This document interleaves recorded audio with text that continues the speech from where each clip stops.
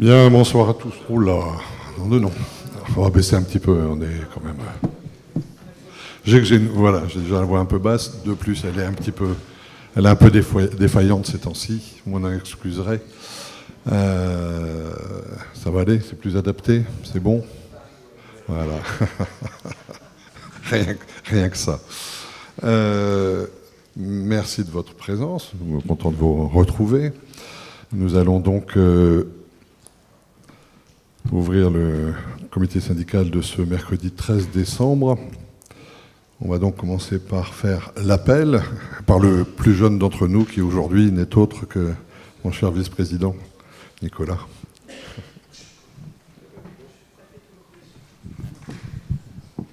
Bonsoir.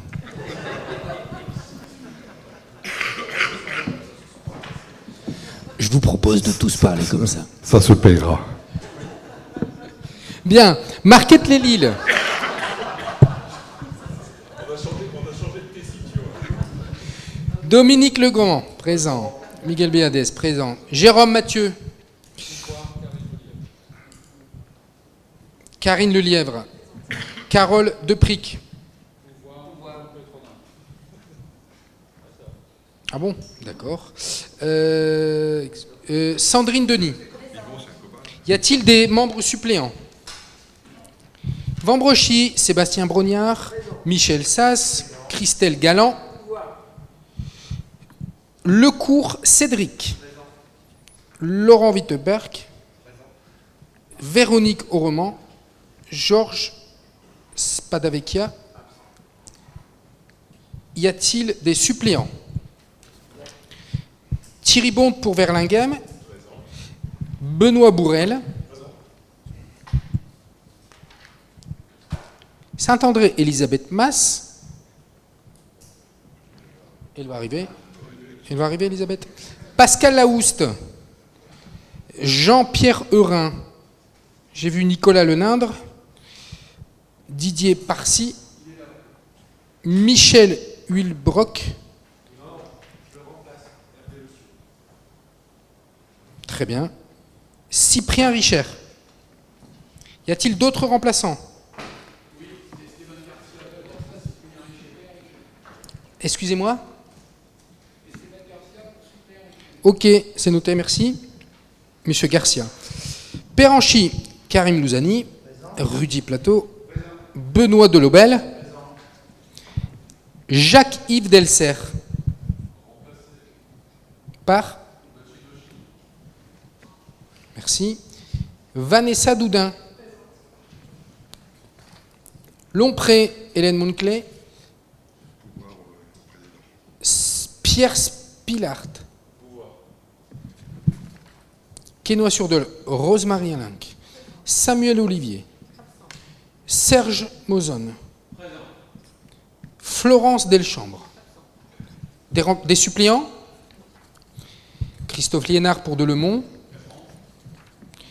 Bernard Gérard, excusé. Pascal L'Herbier, excusé. Papiachvili Nicolas, présent. Loïc Catelin a donné pouvoir à Nicolas Papiachvili. Pas de suppléant. Varnoton, Yvon Pétronin. J'ai terminé l'appel du rôle. Merci beaucoup. Le quorum étant atteint, nous allons pouvoir délibérer. En commençant par l'approbation du procès-verbal du comité syndical du 21 juin. Y a-t-il des remarques à faire sur ce procès-verbal qui vous a été diffusé? Pas particulièrement. Donc, juste pour une petite mise en forme, qui vote pour? Merci bien. On va traiter les sujets par délégation avec les points d'information et les délibérations concernant. Par effet de cohérence, c'est plus facile à suivre.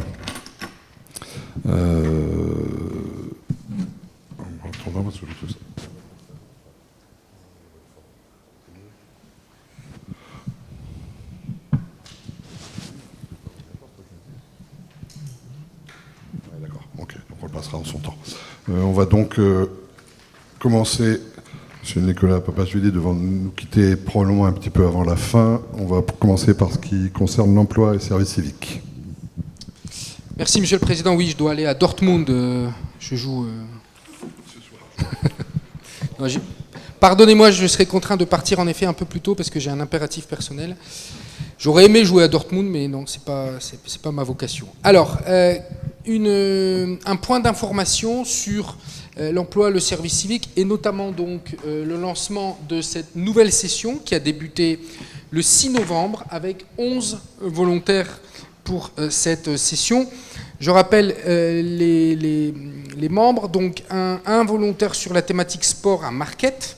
À Marc-en-Barœul, 5 volontaires, dont 2 sur la thématique culture, loisirs, animation, 1 sur la thématique sport et les 2 autres sur la thématique solidarité senior.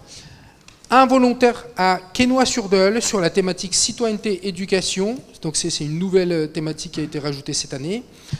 Un volontaire à l'EHPAD sur la thématique solidarité senior. Un Saint-André sur la même thématique, solidarité senior.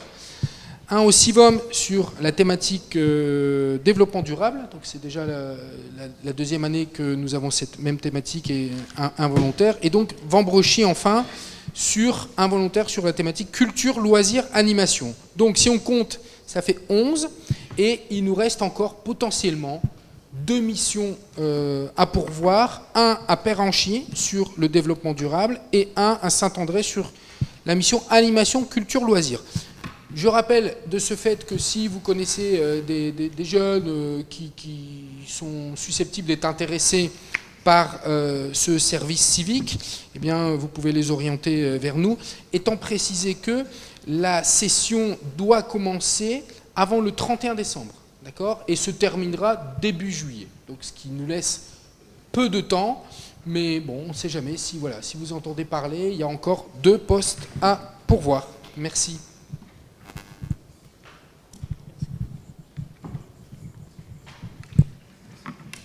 Et oui, surtout, n'hésitez pas, puisque de toute façon, ces postes sont faisables. Donc, si vous avez des jeunes chez vous, parlez-en et qu'ils puissent saisir cette opportunité, le cas échéant. Merci beaucoup, Nicolas.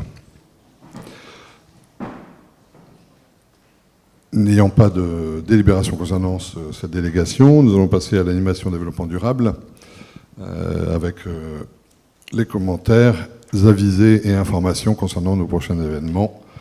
Monsieur le vice-président, monsieur Lénard. Merci Miguel. Tout d'abord, bienvenue à toutes et à tous à Delémont.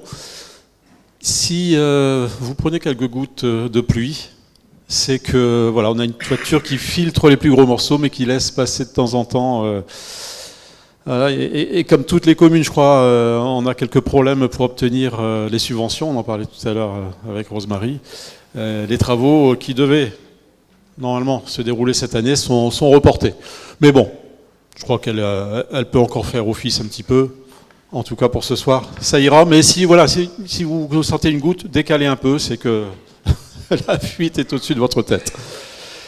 Alors, parlons d'abord à animation, développement durable. Madame Magdalène Delporte, on l'appelle toujours Magdalène, mais je crois que c'est Delporte, son nom de famille, qui est adjointe à Roubaix, qui s'occupe de tout ce qui tourne autour du zéro déchet, nous a invités à la remise des kits zéro déchet au CP de Roubaix. Donc les CP de Roubaix, on est à Roubaix, donc 1800 élèves. C'est vrai que moi Delémont, des CP, j'en ai, je crois, 23. On voit la différence. Donc 52 écoles sur Roubaix et 1800 CP. En tout cas, on a pu assister à non seulement donc la distribution, mais surtout aux ateliers organisés donc avant la remise de ce kit déchets. Et on a été donc plusieurs de la commission à s'y rendre. Et moi, j'ai été vraiment surpris de voir ces petits bouts déjà plutôt très avancés déjà sur le domaine. Bien aidés certainement par leurs institutrices, mais j'ai vraiment été plus qu'épaté puisqu'ils m'ont appris des choses. Donc bien sûr, des ateliers sont des ateliers. Il y avait 3 ateliers de 10 minutes. Le premier, c'était dans une cuisine, le deuxième dans une salle de bain, le troisième à l'école, et c'était un jeu de grandes cartes. Et ils doivent donc remplacer, par exemple, un gel douche en tube par un savon de Marseille ou un tube de dentifrice par du dentifrice en plastique, etc. etc. Même chose donc pour l'école, même chose pour la cuisine. Donc, quelque chose d'assez concret, mais je vous dis, ils m'ont épaté par leur connaissance, et en tout cas, en rentrant chez eux, je suis sûr qu'ils peuvent en apprendre auprès de leurs parents. Donc ces 3 ateliers de 10 minutes, suivis de la présentation d'un film avec un débat. Et voilà, ça s'est tellement bien passé que j'ai proposé donc à la commission de nous calquer là-dessus et de reprendre donc exactement leur système d'ateliers, de vidéos, de kits zéro déchet, en passant bien sûr par les institutrices, par les services scolaires de nos communes, mais on a également donc pris contact avec 2, on va dire professionnels, 2 personnes habituées à l'animation auprès des enfants et auprès de cette thématique. Et donc, on a déjà proposé auprès de vos communes la distribution donc, et la présentation de ces ateliers autour du mois de mars. Alors pourquoi autour du mois de mars? La commission a trouvé qu'il fallait faire coïncider ça avec l'opération Ville et Village Propre. Vous savez, l'opération qu'on mène tous les ans de ramassage des déchets. Et c'est vrai que c'est pas idiot de faire correspondre les deux. Donc l'équipe a créé un doodle qui a été envoyé donc, dans les bons services.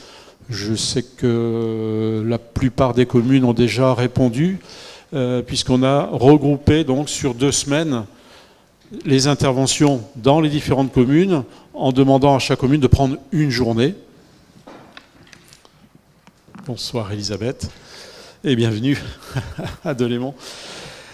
Donc oui, charge à chaque commune donc de trouver une salle où on peut avoir de la présentation vidéo et voilà, des plus petites salles pour les ateliers.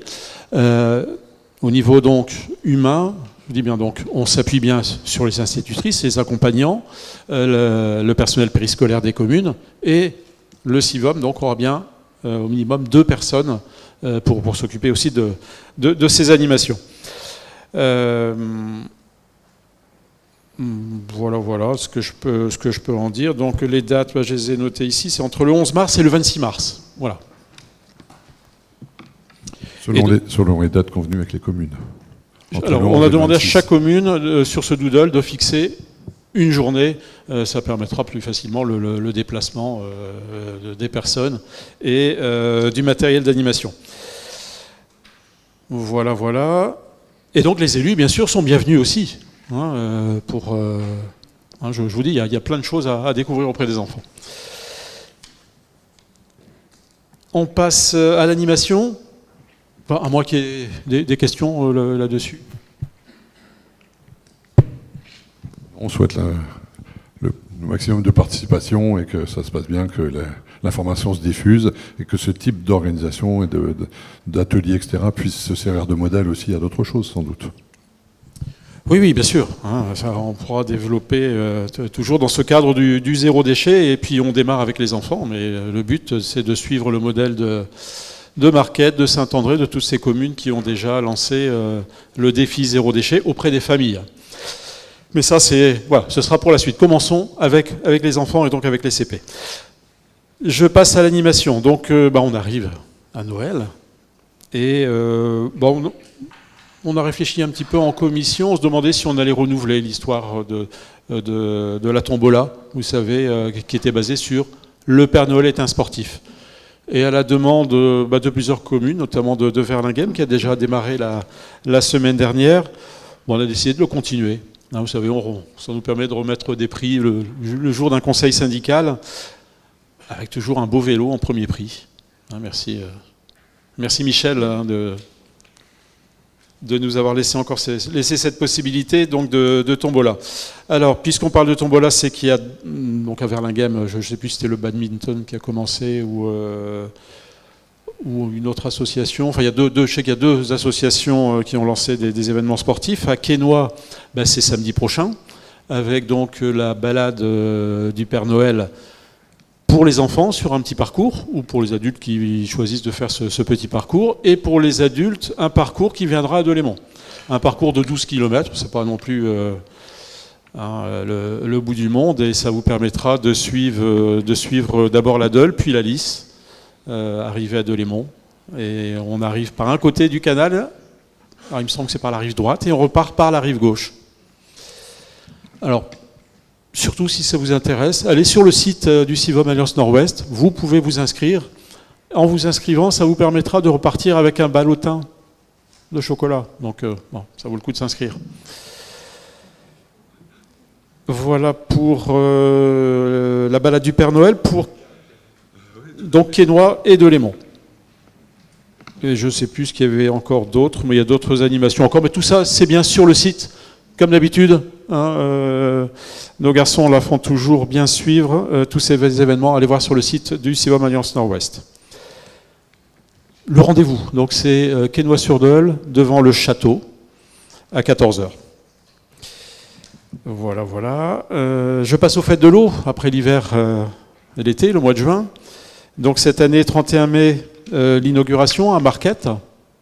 Marquette ne laisse plus sa place à Saint-André cette année.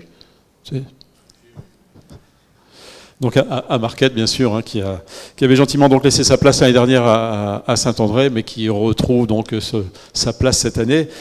Alors donc pour Marquette, en commission, on a validé un spectacle et on recherche maintenant à fusionner un peu les deux gros spectacles, donc de l'inauguration du vendredi soir et de la base de loisirs de Lompré-Verlinghem-Péranchy, dans le désordre, du samedi soir. Donc le spectacle cette année, c'est Abyss. Abyss, que je dois voir ici, voilà, voilà, tu veux regarder un peu. Mais ça a été présenté donc déjà en commission, et je l'ai sous format papier ici. Et même spectacle donc pour la base de loisirs. La différence, c'est que pour Marquette, ce sera en fixe et en déambulation à la base de loisirs. Ça a été un choix qui a été fait aussi. Alors, c'est technique, hein, en fonction bien sûr du lieu, mais qui a été fait en commission. Et ça nous permet donc de présenter un feu d'artifice qui sera plus important à la base de loisirs, parce que l'année dernière, donc je sais qu'il y a eu pas mal de critiques sur un feu d'artifice qui avait duré 7 minutes, que nous on avait trouvé déjà pas mal. Voilà. Mais les économies que l'on a pu faire du fait d'avoir mis le même spectacle à Marquette et à la base, voilà, on va pouvoir grossir un petit peu le feu d'artifice. Et ensuite, toujours, comme l'année dernière, des mini-déambulations. Donc là, ça s'appelle Calypso. Voilà, comme l'année dernière, donc sur les autres communes, à Saint-André, à Quesnoy, donc à Delémont-Warneton, et à qui n'est pas et Vambrochy, bien sûr, Vambrochy, voilà. Eh bien écoutez, j'ai fait le tour. Alors les fêtes de l'eau, on en reparlera plus en détail une prochaine fois. Oui, bien évidemment. La déambulation qui se passe dans les autres communes, l'année dernière, c'était musical et avec coccinelle, enfin costume. Et moi, je l'ai vu sur plusieurs communes et ça a été très, très apprécié un peu partout. Donc, c'est vraiment ce type d'animation qui fonctionne très bien sur nos jours, hein, sur nos journées. Alors, du visuel, du sonore, comme tu l'as dit, et surtout un animateur. Alors, je le trouvais fantastique l'année dernière. La personne qui animait ça, elle arrivait très rapidement à faire vivre à l'ensemble du public. Et donc, on a la chance de pouvoir avoir les mêmes groupes. Donc, je crois qu'on aura la même réussite. Chose de qualité, c'est très bien. Parfait, merci beaucoup. Oui, je souscris, hein, monsieur le maire. Moi, je n'avais pas gardé le souvenir d'un produit galvaudé du tout l'année dernière concernant le feu d'artifice. On était ensemble quand on a regardé ça. Bon, je sais bien qu'il y a toujours une durée, donc sans doute il y a des gens qui chronomètrent ça, mais bon, moi j'ai souvenir d'un beau spectacle pyrotechnique. Mais donc il sera, pour la réponse à ceux qui se posent la question, il sera plus consistant l'année prochaine. Merci beaucoup, Christophe. Ressources humaines, pas de délibération concernant cette délégation. Ressources humaines, affaires générales. Première chose, confirmation de ce qui a été donné donc les vœux du CIVOM Alliance Nord-Ouest se passeront le 13 janvier à 11 h à Péranchy. Et on a regardé, il me semble que ça fait quasi 2 décennies que ça n'a pas eu lieu à Péranchy. Donc nous sommes très heureux d'aller, on se retrouve au complexe de l'Horloge, d'aller faire ça à Péranchy un samedi matin, fin de matinée. C'est un moment convivial et de bonne aloi. Un petit retour sur ces ateliers collaboratifs. Donc, ça s'est extrêmement bien passé dans une ambiance tout à fait agréable et studieuse. Les gens se sont vraiment employés à ce à quoi on les a soumis, aux réflexions, etc.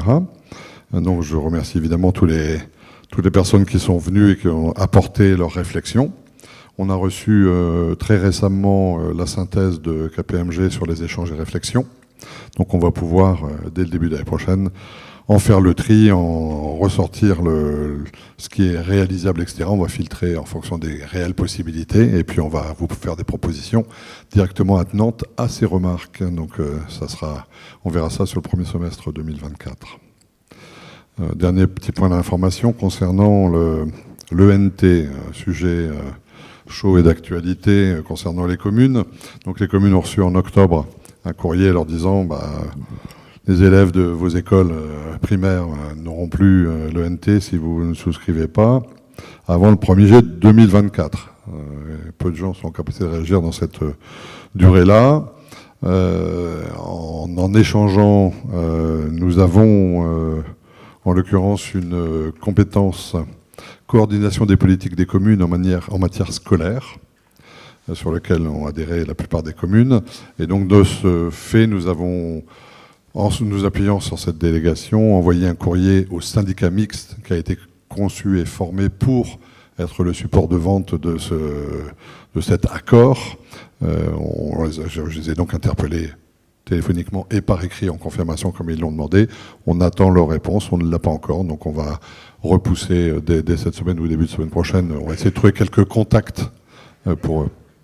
Oui, c'est pour ça, je sais. Donc, moi, je vous dis que, comme on en avait discuté, j'ai engagé instantanément une action.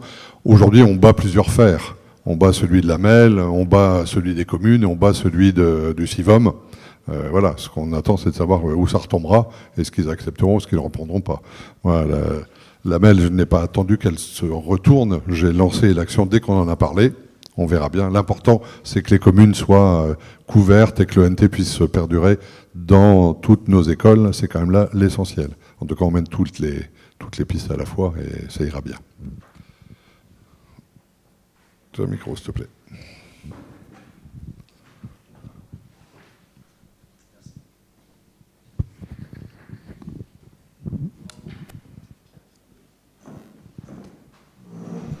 C'est mieux comme ça. Merci pour la réactivité du CIVOM Alliance Nord-Ouest sur ce sujet-là. C'était un peu panique à bord quand même.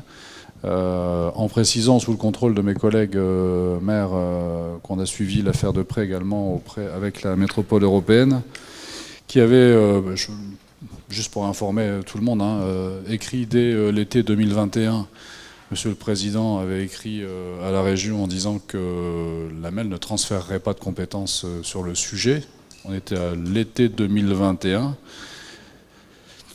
et quelle ne fut pas la surprise de voir arriver un courrier de la rectrice qui rentre dans le jeu sur ce sujet-là, alors que visiblement elle n'a pas grand-chose à y faire, pour nous mettre le doigt dessus à la rentrée, je crois, en octobre, en disant hop, branle-bas de combat, il faut que toutes les villes changent leur fusil d'épaule et comme la date est le 1er janvier 2024, tout le monde comprendra aisément qu'il nous faut délibérer d'ici le 1er janvier 2024. Donc, alors moi personnellement, je suis en conseil à Marquette le lundi prochain, lundi 18.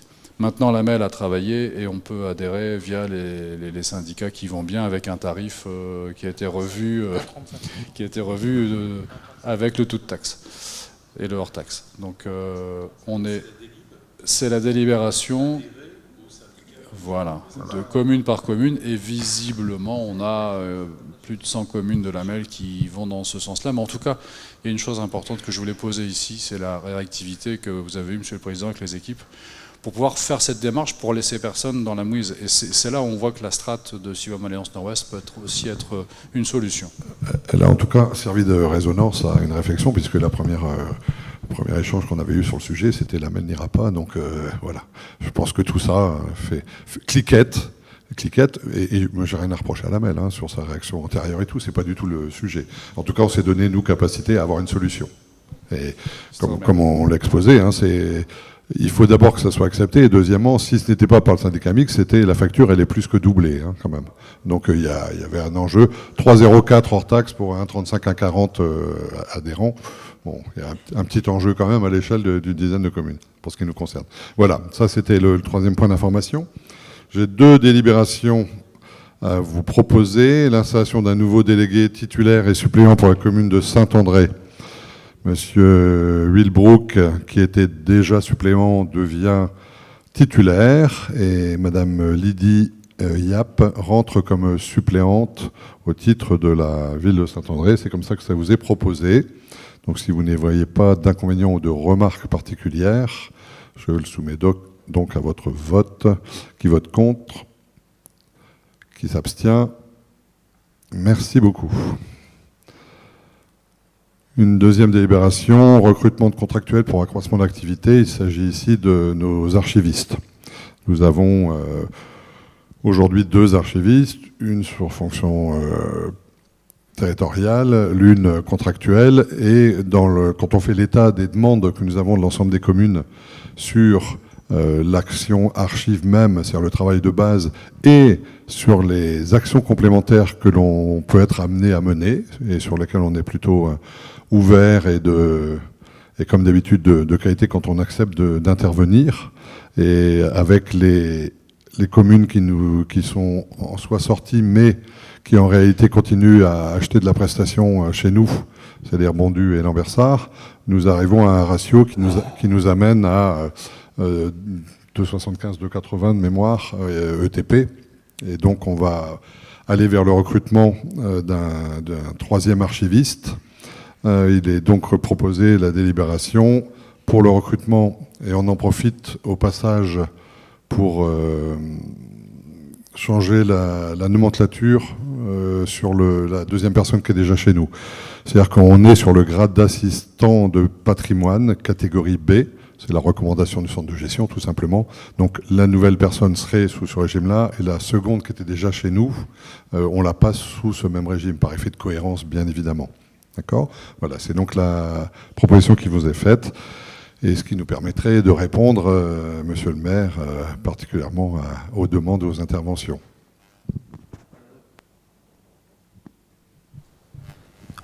Donc moi je tenais à vous remercier, Président, même si c'est sur les horaires de Vambrechy, mais en tout cas d'avoir mis à disposition les 2 archivistes du Sivom. Donc pour information, elles sont intervenues au mois d'octobre auprès de nos enfants, de nos scolaires de CM2, en mettant en place une exposition sur la Première Guerre mondiale, dont le thème c'était Père, Mère et enfants pendant la Première Guerre mondiale. Donc tous nos élèves de CM2 sont venus visiter cette exposition, ce qui nous a permis de donner du sens à la cérémonie du 11 novembre.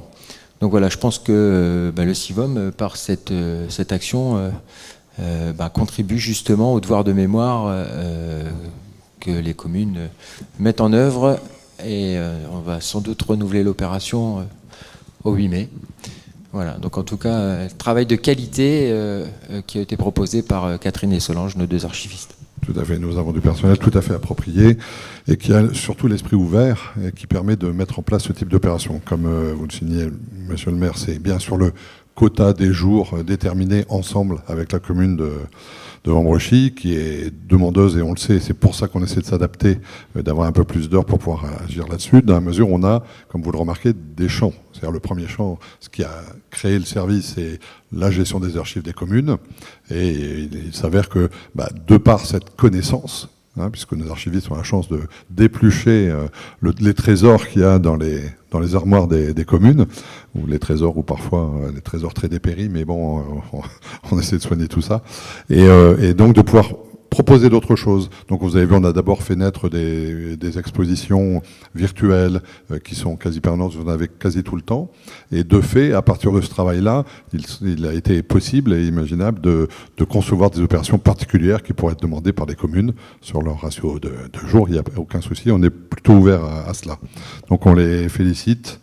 Et puis on est tout à fait ouvert au renouvellement, pas de souci.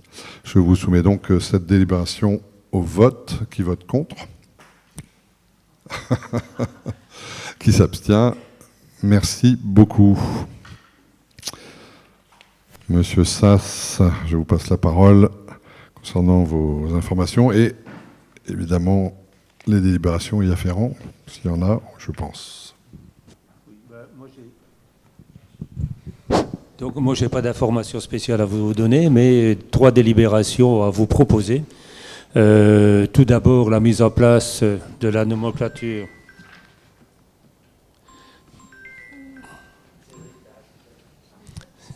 M57 à partir du 1er janvier 2024. Alors, cette nomenclature M57 reprend les 3 référentiels M14 pour les communes, M52 pour le département et M71 pour les régions. Et donc la M57 deviendra le référentiel de droit commun de toutes ces collectivités et sera comme ça l'avantage d'avoir une présentation identique, donc que ça soit commune, département ou région. Elle modifie... Il ne resterait plus que les EHPAD s'y mettre, et oui, ça serait parfait, sympa, ouais. Mais on en est loin malheureusement. Ouais. Donc la M57 modifie... Pas tout, hein, c'est évident. Mais pour nous, elle modifie le mode de gestion des amortissements et des immobilisations. Les amortissements, on avait pour habitude d'amortir à partir du 1er janvier, donc de l'année qui suivait l'acquisition. Là, sur la M57, maintenant, il faudra mettre l'amortissement à partir de la date d'acquisition, c'est-à-dire qu'on aura donc des amortissements qui seront pro rata temporis. L'autre grande modification, c'est la durée des immobilisations. Donc ça, on les vote comme on le décide. Donc là, c'est pour ça que dans le nouveau règlement, il y aura donc les dates d'amortissement de tous nos immobilisations. Une chose qui entre qui n'était pas dans la M14, c'est une notion de fongibilité des crédits qui est limitée à 7,5% du montant des dépenses réelles de chaque section. C'est-à-dire que le maire pourra donc faire un virement du chapitre 11 au chapitre 65 dans la limite de 7,5% donc des crédits ouverts. Alors bon, le maire ou bien le président du CIVOM, bien entendu, puisque c'est également la M57. Alors quand vous regardez le montant global de nos chapitres, que ce soit le 11, le 12, le 65, 7,5%, ça ne va pas chercher très loin. Hein. Donc elle doit être votée par nature ou par fonction, et avec une présentation croisée selon le mode de vote qui a été retenu. C'est déjà le cas actuellement avec la M14. Hein. Donc nous, ici, on va vous proposer de continuer à donc voter notre budget par fonction. Par nature, pardon. Et de toute façon, par fonction, on continue à le présenter en annexe. Il n'y a pas beaucoup d'autres gros changements au niveau de la M57 par rapport à tout ça. Elle s'étend à toutes les collectivités. Qu'est-ce qu'il y a encore qui peut changer? Si, c'est au niveau des APCP. Il y a quelques changements au niveau des APCP, au niveau de la M57. Les APCP doivent être suivis beaucoup plus proches et les modifications y intervenant, donc pour le CIVOM, on n'est pas trop concerné par les APCP, mais disons qu'ils doivent être suivis beaucoup plus, que ce soit les autorisations d'engagement ou les autorisations de programme. Il faudra donc informer le conseil municipal lors de chaque modification de ces APCP. Donc c'est pas une révolution, mais c'est quelque chose quand même qui est très sympathique pour pouvoir suivre les différents budgets des différentes strates de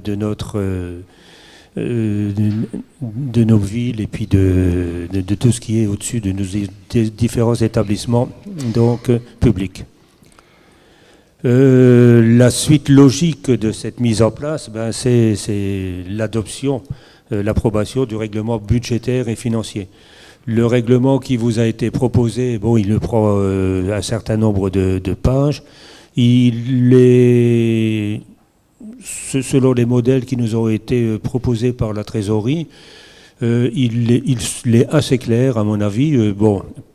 Il est imposant, il y a un nombre de pages quand même relativement élevé, mais il a l'intérêt de vous redonner un petit peu toute la façon dont les budgets sont établis et suivis. Et j'ai trouvé que, malgré tout, c'était relativement intéressant. Très bien, on va déjà, si vous voulez bien, délibérer sur ces deux rapports. Le premier, en l'occurrence, la mise en place de la nomenclature M57 au 1er janvier 2024, qui est la suite logique et qui nous rapproche des communes. On a passé tous cette décision dans nos communes auparavant. Donc, qui vote contre, qui s'abstient, merci beaucoup. Et donc, dans la foulée, le rapport numéro 4, qui est l'adoption du règlement budgétaire et financier. En effet, je ne sais pas si tout le monde a pris le plaisir de le lire, il est assez consistant, 22 articles, mais comme le dit Michel, il a l'avantage d'être clair. Donc qui vote contre, qui s'abstient, merci beaucoup. Michel, si tu veux nous parler de la DM2.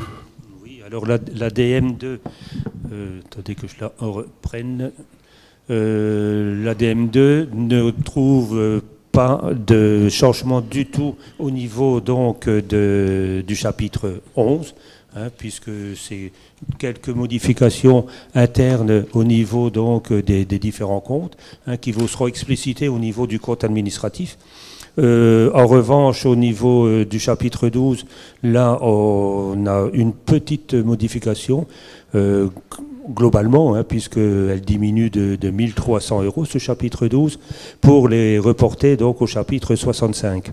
Donc, il y a tout un tas de mouvements internes dans les comptes 62 et 64 qui se compensent globalement, sauf les 1 300 €, donc autres charges de personnel, qui sont sur la dernière ligne, où on retire les 1 300 €. Tous les autres montants donc s'autocompensent. D'autre part, au niveau du chapitre 65, donc on retrouve les 1 300 € pour les cotisations de sécurité sociale des élus. Là, c'était un ajustement, il n'y a rien eu de changé, c'est vu qu'on avait mal prévu le montant, c'est tout. Au niveau des dépenses, c'est la seule chose qu'on a signalée. Au niveau des recettes, nous avons quelques recettes supplémentaires. Tout d'abord, 2 000 € de redevances et de droits. Ça, c'est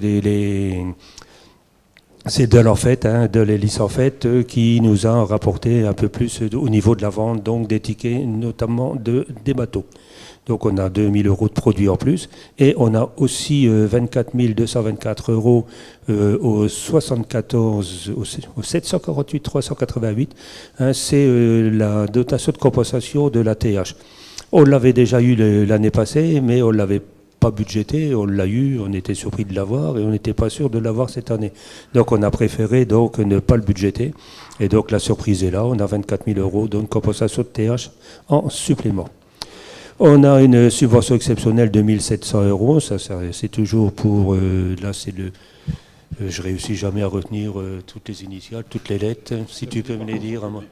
Ça se termine par fonction publique, ouais, c'est vrai. Mais... Donc on a donc une recette supplémentaire globale de 27 924 €. Ensuite, au niveau de l'investissement, nous avons quelques mouvements d'écriture entre le 21 et le 23, qui sont les immobilisations en cours, qui concernent donc les travaux que nous avions budgétés pour la maison de retraite. nous avions passé des écritures de manière à pouvoir payer s'ils nous demandaient une avance. En définitive, il n'y a pas eu d'avance de demander, donc nous annulons ces écritures qui concernaient donc cette avance qui avait été budgétée donc au chapitre 23, 23-18 et 238 pour 135 000 et 15 000 et qu'on avait retiré du montant global que nous avions budgété pour les travaux. Nous remettons donc ces 150 000 euros au chapitre 21-81 et les retirons donc des deux chapitres qui auraient servi pour payer donc les factures d'avance. Ensuite, nous avons un excédent de fonctionnement capitalisé de 1064,42 €. Donc là, c'est à la demande donc, de la trésorerie. C'est l'apurement du compte 19. Ça doit dater de quelques années. C'est dans l'objectif, enfin dans l'optique de passer à la M57, on nettoie donc un peu les placards. Et à peu près tout. Au niveau des recettes, nous avons quelques recettes aussi, qui est le FCTVA, donc puisque nous payons les factures d'investissement de la maison de retraite, nous touchons également donc le FCTVA en retour, et on a un montant de 28 055,96 € donc du FCTVA. Vous retrouvez des opérations patrimoniales au débit, enfin en dépenses et en recettes pour 15 000 € au 0,41, mais que ce sont là donc des écritures d'ordre qui n'ont pas d'influence donc sur le montant global de notre budget. Globalement donc les recettes cumulées de l'investissement augmentent de 13 055,96 €, tout comme les dépenses. Donc le montant global de notre budget d'investissement ne change pas. Voilà, Monsieur le Président. Très bien, merci beaucoup. Comme d'habitude, clair, on sait que chacun est tout à fait à l'aise avec ses comptes et les numéros de compte, bien sûr. Mais bon, voilà, Michel arrive quand même toujours à transcrire et à vous rappeler les équilibres. Ce qui est quand même l'essentiel, c'est qu'il n'y a pas de modification au niveau des équilibres. Y a-t-il des commentaires particuliers? Je le soumets donc au vote. Qui vote contre? Qui s'abstient? Merci beaucoup. Nous allons donc passer à la gérontologie EHPAD. Elisabeth, si tu veux bien te lancer, il y a des points d'information et des délibérations. Merci Monsieur le Président. Bonsoir à toutes et tous. Veuillez excuser mon retard. Alors, dans un premier temps, vous présentez le point des travaux au niveau de l'EHPAD Georges Delfosse. Donc, des travaux sont en cours actuellement. C'est en particulier le remplacement des fenêtres des bureaux, des restaurants, des salons qui sont situés à l'étage. Alors ces travaux ont commencé le 23 octobre dernier et devraient s'étendre jusque la fin de cette année. Et bien sûr, les professionnels, les familles, les résidents ont été prévenus et les mesures organisationnelles ont été prises afin de permettre et les travaux et de permettre le maintien de la vie sociale des résidents et aussi de nos professionnels qui interviennent auprès des résidents. Alors à ce jour, une vingtaine de fenêtres ont été changées. Également un point sur le remplacement du système sécurité incendie de l'EHPAD. La fin des travaux est prévue ainsi pour début décembre. On a également un marché pour l'aménagement du jardin de l'unité de vie Alzheimer. Nous avons reçu à ce jour donc 7 candidatures qui sont en cours d'analyse. Voilà pour le point travaux. Nous avons... Si je puis me permettre peut-être juste simplement, évidemment, oui. Moi je trouvais un peu long le chantier des fenêtres, mais ça impose évidemment de faire tourner les chambres à chaque fois, donc c'est beaucoup plus long quelque chose de standard, évidemment c'est non habité, donc ça prend un peu plus de temps, mais voilà, on y arrive quand même. Le SSI, c'est vraiment tout à fait la fin. Concernant l'aménagement des jardins, bon, on est un peu tard parce qu'on a des compléments d'information qui viennent cette semaine. Juste pour rappel, en réalité, il y avait 2 projets qui avaient été proposés initialement. L'un sur la zone herbeuse qui est sur le côté et un sur la pointe avant, plus en corrélation avec la ville, on va dire, pour créer un point de contact. Le premier dossier qui était celui de la pointe a été proposé. On n'a pas réussi à trouver de preneur sur les subventions qui pouvaient corréler ce dossier, ce qui fait qu'on a mis en œuvre le second, et c'est pour ça qu'il est un peu plus tardif. Mais on est totalement dessus. Voilà ce que je voulais ajouter. Merci.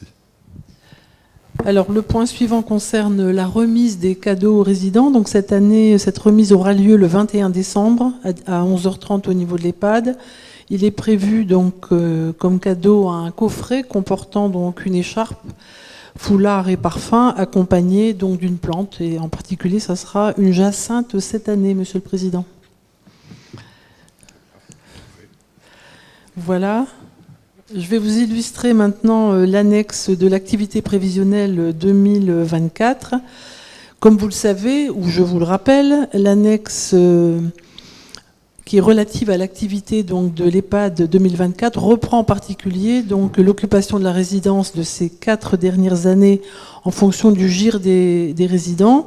Le GIR, c'est quoi? Le GIR, c'est le groupe ISO-ressources. C'est une échelle de mesure de la dépendance qui va de 1 à 6. Le chiffre 1 étant le résident le plus dépendant et 6 le moins dépendant. Donc cette annexe, elle est bien sûr rédigée pour être incluse donc, dans le PRD 2024. Pour votre information, ce document il a été déposé en octobre 23 sur la plateforme de la Caisse nationale de solidarité et autonomie que nous appelons la CNSA. Ce document il est élaboré sur une base de données d'occupation qui sont connues en date du 15 octobre 2023 et il retranscrit en particulier les prévisions qui sont attendues pour la fin de l'année donc 2023 ainsi que celles que nous projetons pour l'année 2024. Alors pour vous présenter le contexte actuel, donc l'année 2023 elle a été marquée par un taux d'occupation autour de 95%. Ce taux, on peut dire qu'il a été impacté donc dès janvier malheureusement par la survenue de 4 décès, mais cela reste un taux qui est quand même très bon, 95% par rapport à un taux qui était de 88% en 2021. Donc nous avons une progression. Comme les années précédentes et surtout depuis la période Covid, on constate en fait une évolution en ce qui concerne les demandes d'admission donc à l'EHPAD Georges Delfosse. Donc à ce jour, les personnes âgées, elles souhaitent rester en particulier plus longtemps à domicile et font essentiellement des démarches d'entrée, soit en fin de vie ou alors si elles ont de multiples pathologies. On a également constaté au niveau de notre résidence une augmentation du nombre de dossiers de demande d'aide sociale parmi les demandeurs. Nous avons 23 places d'aide sociale à l'EHPAD et elles sont continuellement occupées. Et à ce jour, donc actuellement, le taux d'occupation, il s'élève à 95,72%. Donc vous voyez, c'est quand même un taux qui est fortement honorable. Alors si on veut parler de la projection du taux d'occupation pour 2024, il va s'établir sur la base des prévisions établies et nous prévoyons ainsi un taux d'occupation à 95%. Pour ces prévisions, l'établissement va poursuivre sa dynamique pour maintenir son taux d'occupation. Pour rappel, donc comme je vous l'ai dit, en 21 c'était 88,18% et 22 93,14%. Nous proposons également d'envoyer un courrier au département pour augmenter ainsi le nombre de places ouvertes à l'aide sociale. Il s'agirait de pouvoir avoir un complément d'1 ou 2 places à l'aide sociale. Cela permettait ainsi de faire glisser des résidents que l'on considère comme payants à l'EHPAD sur ces places d'aide sociale et de stabiliser bien sûr ce taux d'occupation en accueillant ainsi de nouveaux résidents sur les places supplémentaires souhaitées. Voilà, donc ce courrier, nous allons le concrétiser prochainement, Monsieur le Président. Merci beaucoup. C'est un point d'information, donc il n'appelle pas un vote. Oui, très honnêtement, c'est plus qu'honorable. Avoir un taux à 95,72, c'est même quasi impossible d'être au-dessus, dans la mesure où, globalement, on cherche à avoir au moins une chambre disponible pour des cas d'urgence. Et là, on doit être à 95,72, il doit rester 2 chambres maximum disponibles. Donc si on stabilise à ce taux-là, on ne peut guère être plus performant. Merci beaucoup de toutes ces informations. Et si je veux bien passer aux délibérations concernant le sujet de l'EHPAD. Alors, le rapport suivant concerne la décision modificative numéro 3. Alors, comme vous le savez, ou je vous rappelle, le PRD se compose ainsi de 2 blocs, ce que l'on appelle le CRP, qui est le compte de résultats prévisionnels, qui retrace l'ensemble des opérations d'exploitation afférentes de l'activité de l'établissement. Le CRP remplace la section d'exploitation d'un budget prévisionnel. Le TFP, le tableau de financement prévisionnel, il représente les opérations d'investissement prévues et autorisées de l'établissement. Il remplace donc la section d'investissement d'un budget prévisionnel. Alors le CRP et le TFP sont reliés par un tableau de passage du résultat prévisionnel à la capacité d'autofinancement prévisionnel, ce que l'on appelle la CAF. Et ce tableau vise ainsi à déterminer la CAF de l'établissement, qui résulte ainsi des flux financiers qui sont issus de la gestion courante. Et le calcul de la CAF ne tient compte que des opérations du CRP qui sont liées à des charges donc décaissables et des produits encaissables. Alors, ainsi, il neutralise donc les opérations qui sont liées aux amortissements, aux provisions ou, pour ce qui concerne la valeur nette comptable aux cessions. La CAF, elle mesure en particulier les ressources internes qui sont engendrées donc par l'activité de l'établissement et qui permettent à celui-ci donc de s'autofinancer, et cela constitue bien sûr une ressource d'investissement, et cela apparaît donc dans ce que je vous ai expliqué, le tableau de financement prévisionnel. Alors enfin, donc l'équilibre global de l'EPRD, il est atteint par la variation du fonds de roulement net global. Alors vous avez eu dans vos dossiers, avant la tenue de ce comité syndical, des dossiers dans lesquels vous avez eu des tableaux. Alors la synthèse de ces tableaux vous est présentée bien sûr au sein de ce projet de délibération. Alors si on veut donc s'attacher dans un premier temps aux dépenses en lien avec cette décision modificative numéro 3. En ce qui concerne le groupe 1, nous avons des diminutions de dépenses à hauteur de 132 100 €. En synthèse, donc, c'est expliqué essentiellement par la diminution du compte 606-12, qui est le compte électricité, donc c'est moins 73 000 €. Pourquoi ? Parce que les consommations ont baissé par rapport à 2022 et les consommations de référence prises pour estimer le coût du marché étaient en fait calculées, étaient également plus importantes que finalement la consommation qui a été réellement constatée pour l'année 2023. Au niveau du compte 6282 qui correspond aux prestations d'alimentation au niveau de l'EHPAD, c'est un montant, c'est une diminution de moins 82 000 €. Donc en effet, l'application des clauses du marché ont permis l'arrêt de la facturation des repas dans les étages, et cela avait été mis en place, souvenez-vous, pendant la période de confinement. Et ainsi, donc, ce qui avait été budgété en 2023 avait été évalué à plus donc 2 000 € par rapport à 2022. Par contre, au niveau du compte 606-13 qui correspond au chauffage, là on a une augmentation de plus 22 000 €, et ça c'est dû et bien sûr à l'augmentation des tarifs du gaz. Par contre, la consommation du gaz était équivalente à l'année 2022. Alors également dans cette DM numéro 3, d'autres comptes du groupe 1 ont été ajustés pour tendre bien sûr au plus près des dépenses à réaliser donc avant la fin de l'année 2023. Alors si on veut s'attacher maintenant au groupe 2, on a une augmentation des dépenses d'un montant de 49 409 €. Synthétiquement, c'est expliqué principalement par un ajustement des charges salariales qui sont calculées sur la base de l'augmentation des salaires pour 64 300 €.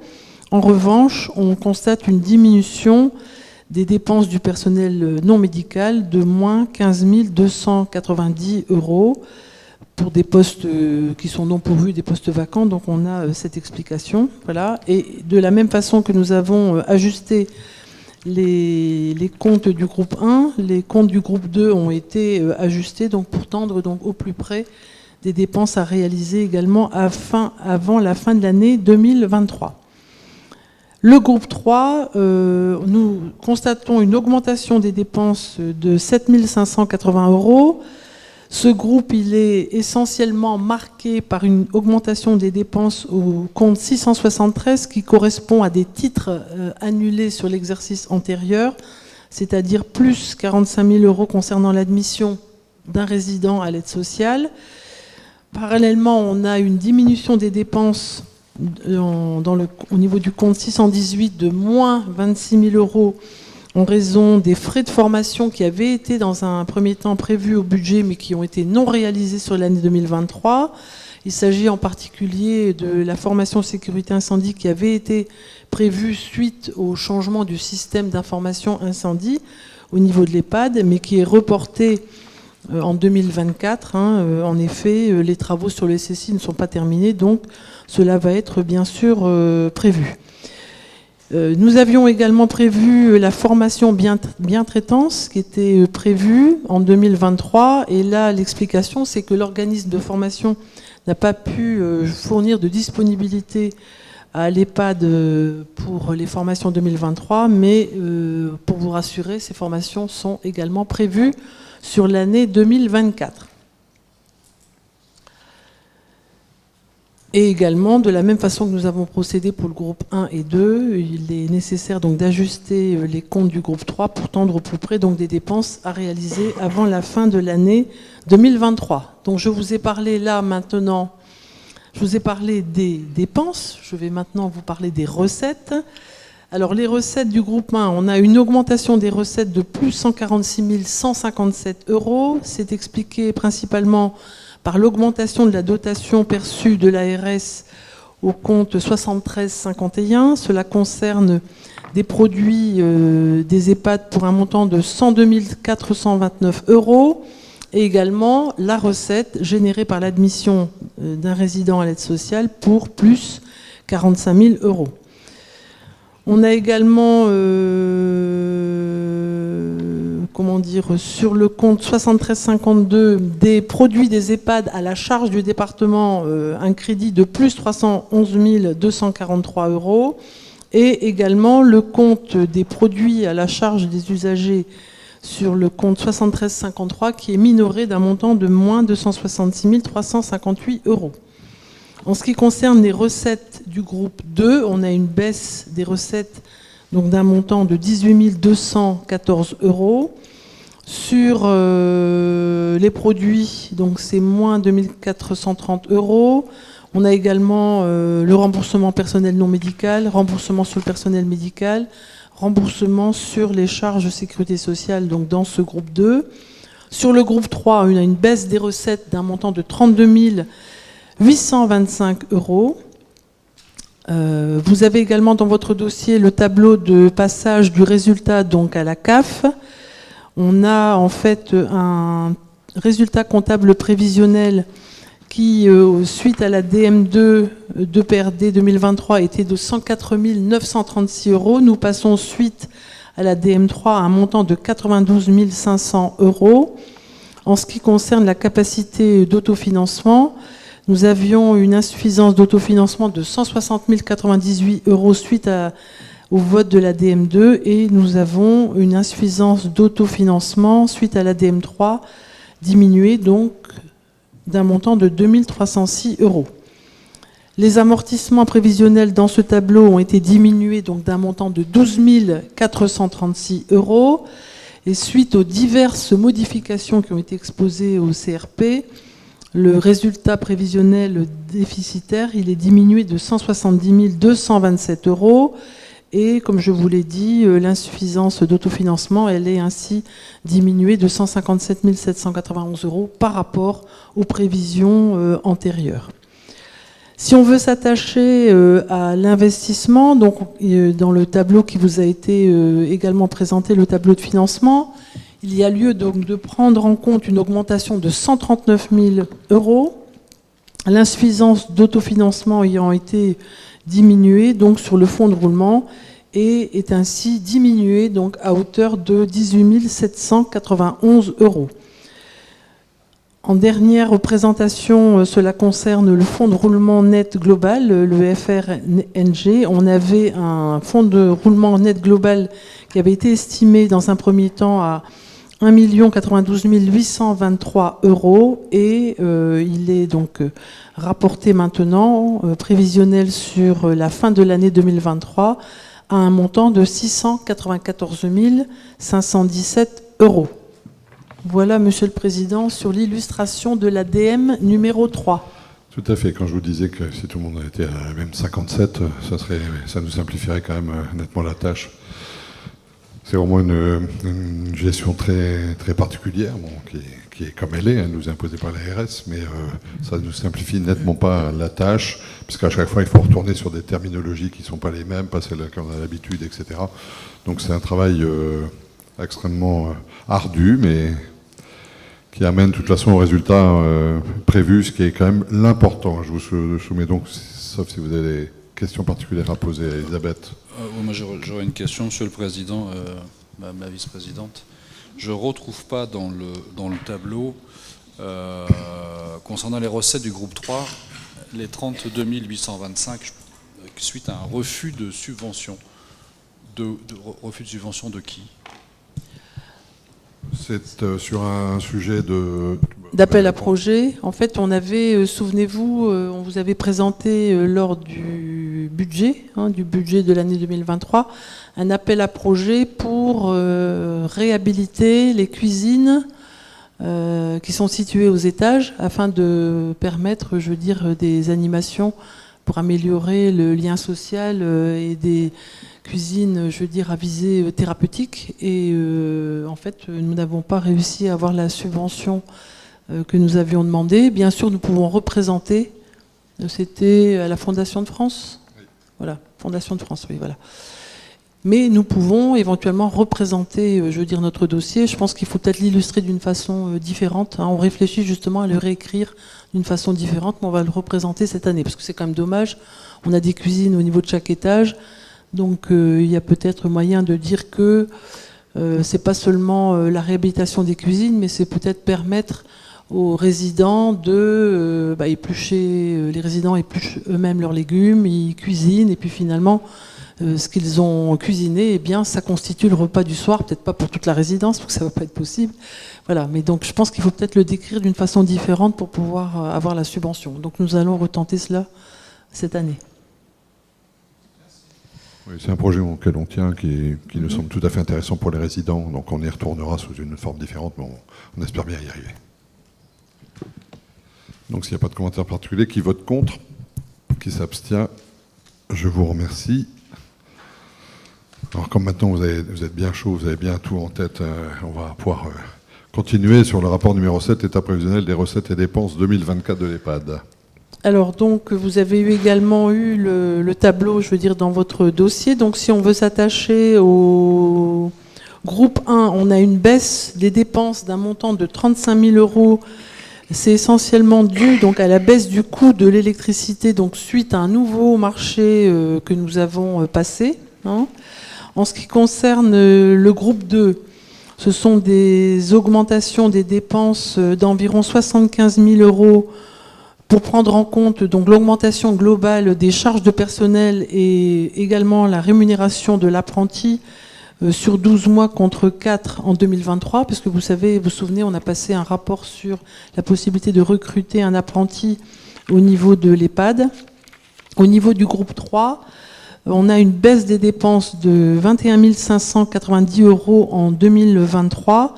On avait eu en fait une forte hausse de titres annulés qui sont non repris sur 2024. Donc les recettes, elles restent relativement stables, c'est simplement une diminution de 9 000 € et on a prévu un déficit prévisionnel de 92 250 €. On a pris également en compte une légère augmentation des amortissements donc pour 2024. Le résultat comptable prévisionnel donc laisse apparaître un déficit plus important que le prévisionnel donc 2023, c'est plus 27 733 €, ce qui correspond donc à ce qui pas qui correspond mais qui augmente en fait l'insuffisance d'autofinancement par rapport au prévisionnel de 2023 de plus 21 733 €. Les dépenses d'investissement, elles sont en baisse donc, par rapport à 2023, donc du fait du solde des travaux sur le système de sécurité incendie donc en 2023. De même, les recettes, elles sont en baisse puisque le PRD ne reprend pas la subvention qui est versée par le CIVOM en 2023 de 150 000 € au profit du système sécurité incendie. Alors le prélèvement sur fonds de roulement, il est donc inférieur à celui de 2023. C'est une baisse de 273 266 €. Voilà, Monsieur le Président. Synthétique, c'est bien. Des commentaires particuliers? On se projette toujours. De toute façon, on a toujours une présentation d'un exercice en projection. On est toujours totalement dépendant de ce que l'ARS décide de faire concernant les salaires ou les participations sur les salaires, etc. Donc on a toujours un exercice en projection qui est forcément revu en cours de route, clairement. Je soumets donc au vote cette PRD 24 qui vote pour. Merci bien. C'est vrai. Mais c'est noté, de toute façon. Rapport 8, modification de la convention de partenariat. Alors, pour rappel, donc en 2020, l'équipe spécialisée en prévention inter-EHPAD a été mise en place à titre expérimental.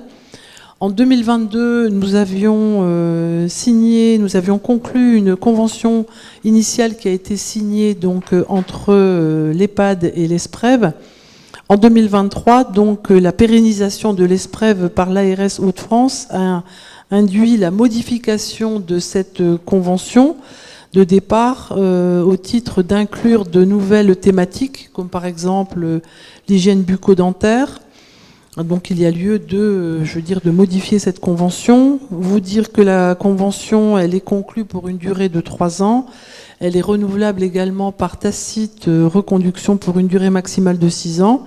Elle peut être résiliée, comme toute convention, par l'une ou l'autre des parties par courrier recommandé, dans le respect du préavis légal donc de 3 mois.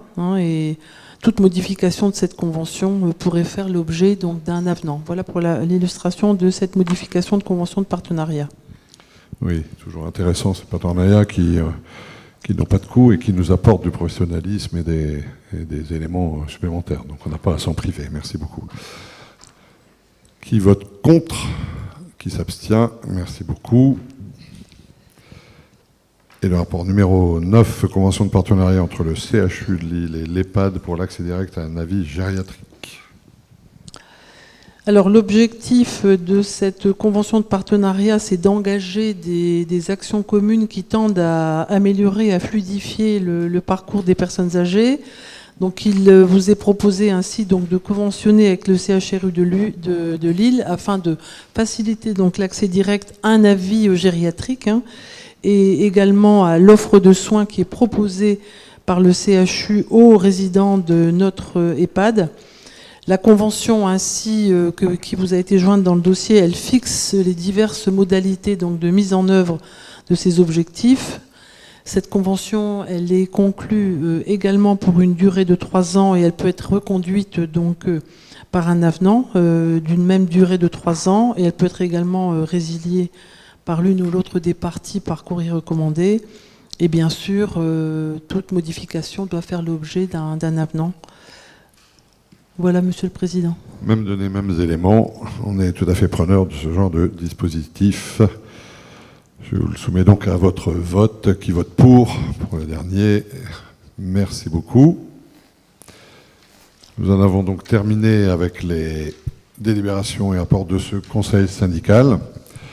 Je vous remercie de votre présence et de votre acuité pendant toute l'année et de la participation aux événements qu'on a pu mettre en place. Vous savez que ça repose beaucoup sur le soutien aussi de chacun jusqu'au bout, dans nos actions, dans nos recherches aussi, dans nos réflexions et nos manifestations. Je vous souhaite donc de bonnes fêtes de fin d'année, profitez bien pour être tout à fait en forme pour attaquer 2024. À très bientôt.